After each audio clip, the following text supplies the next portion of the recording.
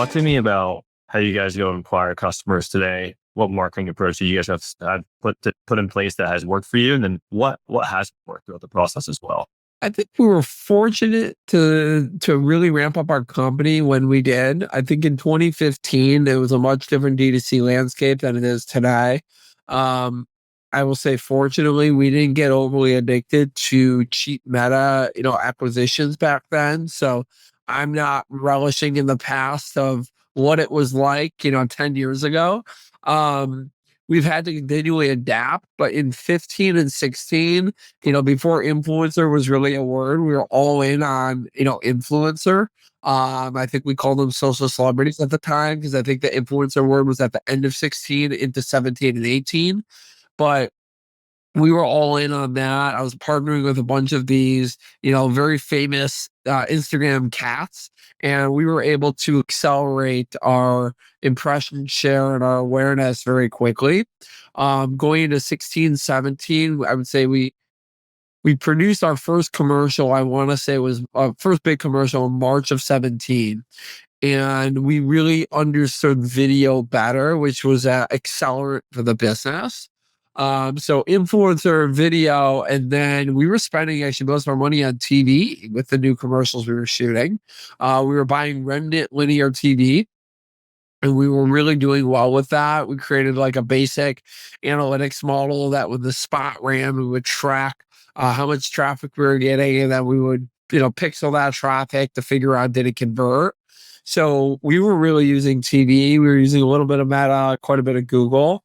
Going to 18, 19, we launched a big, I don't want to use the word viral video because I think that's an overused word, but we launched a video that felt like a squatty potty poopery-esque video. That was the thing at the time. And we did our own version of that in-house, and it just was an accelerant for our company. We figured out a way to tell the story better than we had ever told it before through video. We really helped people understand the problem that we were solving, and our business just accelerated. Going into 2020, the business ended up growing by 100% after we launched that video before the COVID wave. So a lot of people had said like, "Oh, you got the COVID accelerant," and don't get me wrong, it was helpful. The stimulus money was helpful. None of that was detrimental to our business. It was all call it wind in our sail. But the real success was that video that we launched before COVID. And so going to 21, 22, 23, a lot of those businesses that had really great momentum in 22, 23 started to slow down, and we accelerated in 23 and 24. So it really was us figuring out how to do video well, storytelling well. We continue to adapt our media strategy, but we're very big on Meta, quite a bit on TV, connected TV.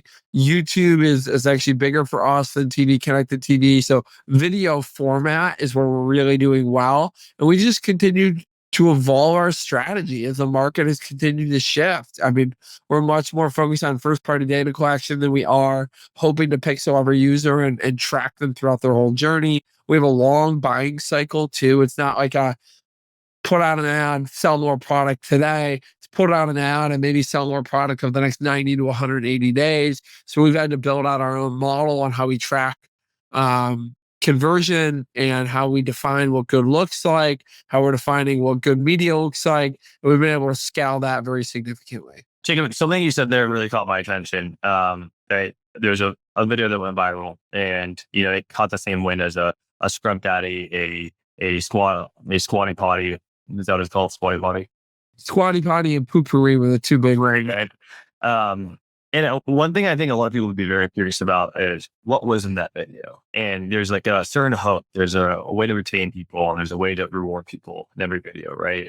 And you guys obviously figured out the right algorithm to go do so. And I think there's like a certain way to go deliver that, and you nailed it, right? So tell us what happened in that video, and then how do you advise the people to make sure they understand how to drive traffic through video marketing? It's funny. Sometimes I just laugh when I say these things out loud, but it's like that was 3 years ago. That's way old now. I'm sorry, that's 5 years ago. That's way old now.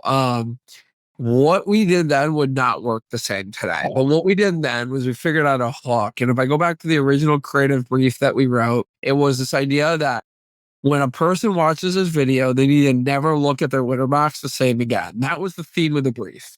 And if you unpack that to poopery, it was you watch this video and you're going to think differently about, in their case, it was, I think it was called Girls Do Poop. And that was like the way in was this idea of they were able to hit on a market that was uncomfortable for a lot of people, and they got people to pay attention because of that. I think with Squatty Potty, it was this other idea that you're pooping wrong. And that was their theme. So ours was scooping is a thing of the past. You didn't have a solution until now, and that you should never look at the right of your litter box again. So we found it funny. We started calling people scoopers. And it was almost like a mean word that we were calling people who still scooped. And what came from that was the ability to look at it with fresh eyes and say, just because you did this thing forever, the same way that you used to wash your dishes by hand, video doorbells, smart thermostats, robot vacuums, all of these things changed how you look at a chore or a thing that you did historically. And we tried to do the same. So it was our hook. It was this idea of getting you to think differently about the litter box. And we doubled down on that for 2.5 minutes. We cut it up in a bunch of different ways. So within there was like a bunch of mini spots where we were able to cut them up for TV, for Meta, for YouTube, for Google, for all different channels and find a way in. One of the ones that really upset people, but also got their attention was we had the gal with chocolate ice cream. Yeah, we're in the poop business. So we had chocolate ice cream and a chocolate cake. And she took her finger and she went like that with the chocolate cake and ate it. And said, you're scooping the litter box. And then she pauses with your hands and she eats the chocolate cake. And it's pretty gross, but it's visually interesting. It's catching your attention. I got some lovely hate mail from consumers about how I grossed them out during their dinner and I upset them. And, look, what we did is we turned heads. We got people to pay attention. We got people to stop and realize that we're trying to get a point across. And look, if you're sending me a hate email that you hate our ads, that means I got your attention. And you probably told 8 other people how much you hated our ad. And those 7 other people or 8 other people, they're like, wait, I have a cat. I want to go check this out.